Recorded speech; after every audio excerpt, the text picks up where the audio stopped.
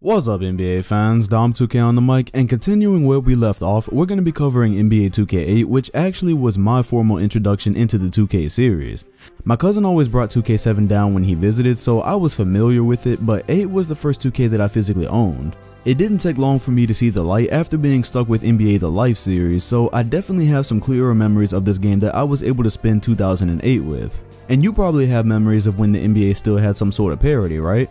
Well, if you have any hope left in the league next season, the best way to get your tickets to games is with the SeatGeek app. SeatGeek is the amazing app that provides you with the easiest way to buy tickets for almost any kind of event, which would most likely be sports related for you guys. The app pulls tickets from all over the web and has them in one place to make purchasing one for your event really easy, and it also assures you you're going to be getting the best value for your ticket. Each one is ranked with a score from 1 to 100 that lets you know if you're getting a good deal or not for your purchase. On top of that, the app also provides you with a detailed view of what you would see from your seat before you even get there, which is extremely helpful. If you're interested in downloading the app, the links to it will be in both the comment section and highlighted in the description. If you're still on the fence, consider using my promo code DOM2K to get $20 off your first purchase. So reviewing 2Ks in this series from here on out is going to be slightly more interesting because we'll have points of comparison from whatever the previous game was. We can jump right into that with NBA 2K8's presentation, and honestly, compared to 2K7, it's a complete letdown. You probably recall me saying that 2K seemed to want to ditch the arcade style presentation after 7, and that's exactly what they did here. 2K8 opens with no resemblance of an intro, no fancy or even simple animations, basically no life or vitality compared to what 7 had. You just log in and you're at this bland team selection screen. I mean, when you load into a match, you do get some cool facts about a random player that'll be in the game you're playing. See, now you know Fabrizio Alberto's full name. Cool, I guess. I can only theorize that 2K ditched the presentation because they thought players were annoyed by how long it took to load into a game, which wasn't really that long, and I don't know, I'm not gonna make excuses. That brings us to gameplay and graphics, and yet again, we've got another downgrade. Now, of course the gameplay itself was better because from year to year, if anything, the new animations always make the old 2K feel somewhat obsolete. The only time I've ever played a previous 2K and didn't feel like I was missing much was going backward from 17 to 16, but back in these days, the new animations always made it feel like you were playing a totally different game because there was just so much room for improvement on the old consoles. So the gameplay itself didn't go backwards, but in my opinion, the graphics definitely did. Now that doesn't include the cyberfaces because those definitely improved. You remember me discussing 2K7's cyberface issue where every player looks similar in a way? Well, this was already improving in 8, and as you'll see down the line, cyberfaces really took large jumps on the PS3 almost every year. But the graphics themselves, look, I'm sorry, but this game is just not that pleasing to look at, especially compared to 2K7. Just look at them here. Everything looks so nice and colorful and vibrant in 7, while 8 just looks completely dull. The textures on the players look dull and ugly, almost as if the sweat engine that was in the previous game was just completely thrown out. The hoop looks more realistic in 8, but overall the game just isn't pretty. You may not find this surprising, but it's definitely not the only time in the series that 2K would just flat out go backwards in graphics. If you don't believe me, go compare every 2K on the PlayStation 4 to NBA 2K14. Nobody with a clear set of eyes could possibly say that the graphics have improved since these consoles first dropped. But we don't only play games for the graphics, right? They're important in sports games, but I think I speak for everybody when I say we'd rather have a smooth functioning basketball simulation, and 2K8 did provide that for the time. Player movements were much improved, posting up was more fluid and you had more options, and the players started to gain some sense of weight. For instance, in 7, players just kind of moved left or right instantaneously, which made it very difficult to compare to real life. In the new version, players didn't just move in 4 directions all the time, so you could very much feel the improvement. As far as exploits, there is one that clearly sticks out in my memory. I might not be able to duplicate it here for the video because I forgot the controls to this game a long time ago, but using the pick and roll to an alley-oop could have literally been considered a cheat in this game. I can remember being a kid playing as the Celtics when the Big Three first got together, and I could actually win online games by just throwing alleys from Rondo to Garnett the entire time because the controls weren't yet defined enough to stop that kind of action. In the modern day, this would have definitely been known as alley-oop cheesing. Moving on to some other things I noticed, here are even more downgrades.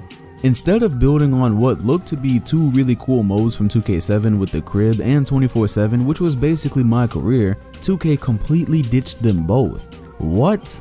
Why would you just scrap 2 creative modes like that and not have any resemblance of a replacement? I already knew they'd gotten rid of these, but upon reviewing this game, I stumbled upon what I considered to be pretty much an insult. Remember that nice trophy case you had in your crib in NBA 2K7?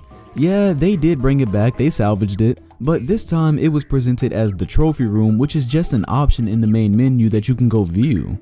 Considering that a decade has passed and we've seen what 2K does, we now know that this is just what they do. Add cool game modes, then make them disappear with the possibility of a return years later. However, they did add a new cool feature in this game. Well, not really add, but kind of.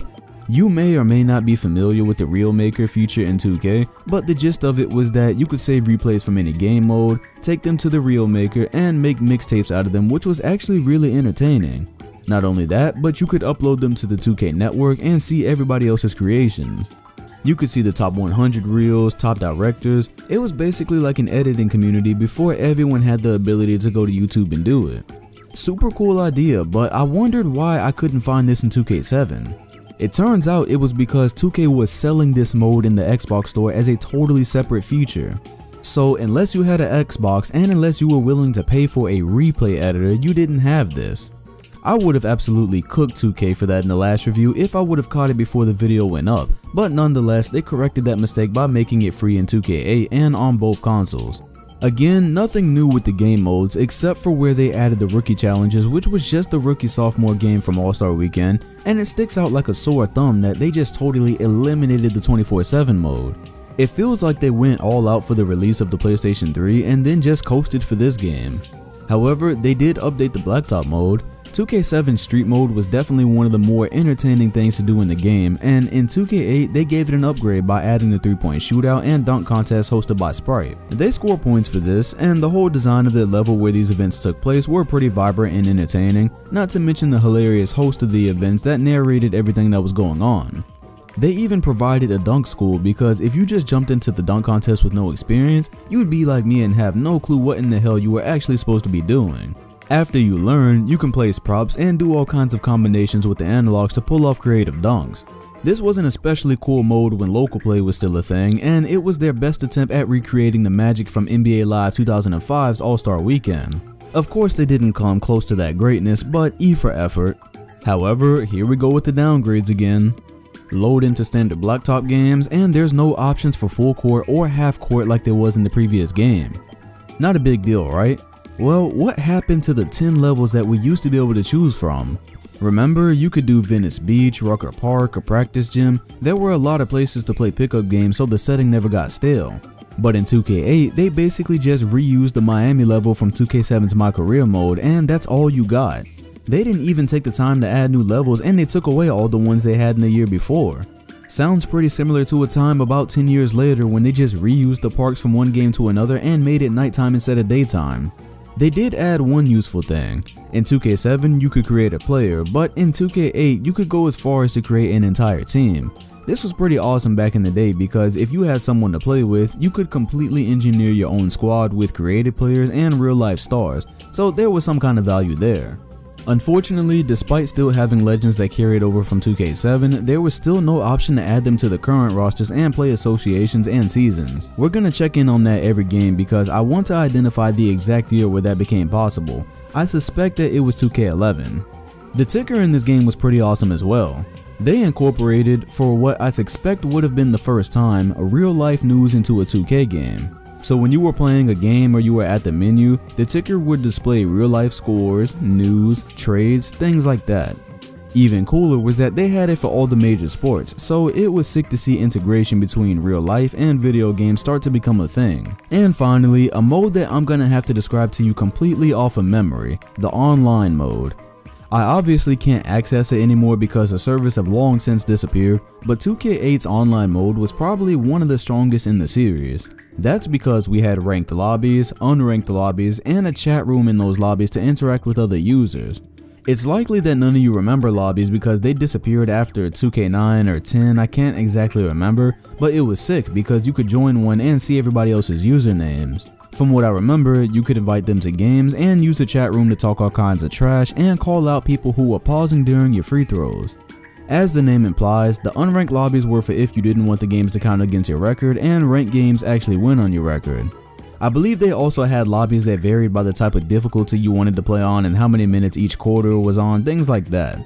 They eventually got rid of lobbies because they claimed that people would basically just find someone who was garbage, invite them to games, and beat them over and over again so they could reach the top of the leaderboards. I guess that was a pretty good reason to ditch them, but the chat room feature was definitely a cool part of the experience. I can't say whether this was an upgrade or not compared to 7 because I never got the chance to play that one online. I've never even seen a video of what the online mode looked like, and I just have absolutely no traces of it, so I can't do any comparisons. So now we score. I'm gonna be harsh here. Presentation is getting a firm 5 out of 10 from me. The only reason it doesn't get a 0 is because the ticker was the first time I could remember real life info being incorporated into a 2K game, which was a pretty big deal. Other than that, when you stand it up to 2K7, it looks fraudulent in terms of effort. No intro, no animations, literally nothing but a team selection screen. And I'd have to imagine there was a lot of WTFs from returning players that were expecting something more than a picture of Chris Paul. But for gameplay and graphics, I'm still gonna give it an 8 out of 10.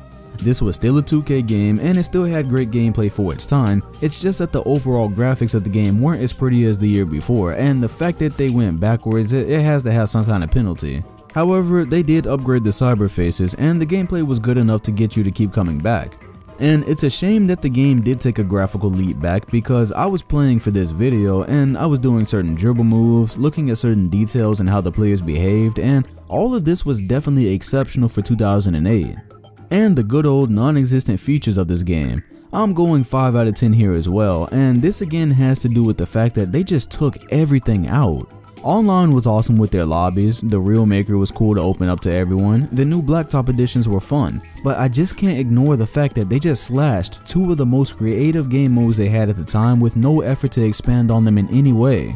Between the reduction of the features, the game looking bland, and the complete scale back of presentation, NBA 2K8 deserves every bit of its 6 out of 10 score. If you were only ranking it off of its gameplay, it'd be much higher because it was especially good for its time considering the games on the market, but in an overall review of the game in hindsight, what we see is basically a stripped down version of NBA 2K7. Where 7 was full of life and creativity, 8 seemed to be a basic basketball game lacking passion and effort. If you don't agree with me, imagine 2K19 dropping in a few months minus 2 game modes with no explanation for where they went, and no valid replacement for them. That's what NBA 2K8 was, and so far in the official rankings, it's gonna fall behind NBA 2K7. And that's what I got for you guys today. Make sure to check out part 1 of this series if you haven't seen it, where I reviewed NBA 2K7, and then you can do some comparisons of your own. Hit the like button, comment, and sub if you enjoyed, and hit the bell next to my name if you want notifications on future videos. Thanks for watching, and I'll see you guys on the next one.